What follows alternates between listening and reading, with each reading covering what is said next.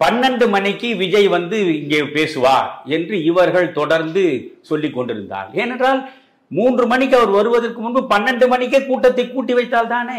இந்த கூட்டம் வெயிலில் காய்ந்தால் என்ன, இது செத்தால் என்ன, என்ன ஆனால் என்ன, எங்களுக்கு தேவை பெரிய கும்பல்.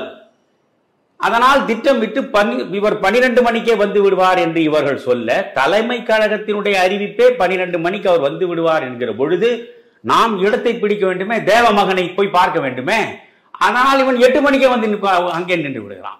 சரி, 10,000 பேர் தான் அங்கே வந்து நிற்க முடியும் என்பது போலீஸ் துறையினுடைய கணிப்பு என்றால், நீங்கள் பார்க்கிறீர்கள் 8 மணிக்கு வருகிற பொழுது நீங்கள் என்ன செய்ய வேண்டாம், 3 மணியிலிருந்து 10 மணி வரை தான் உங்களுக்கு இந்த கூட்டம் நடத்துவதற்கு அனுமதி. இங்கே ஒரு ஆள் நிற்கக்கூடாது, ஒரு ஆள் இங்கே நிற்கக்கூடாது, வெளியே போங்க, 3 மணிக்கு உள்ளே வாருங்கள் என்று நீங்கள் வெளியே அனுப்பியிருக்கணுமா இல்லையா?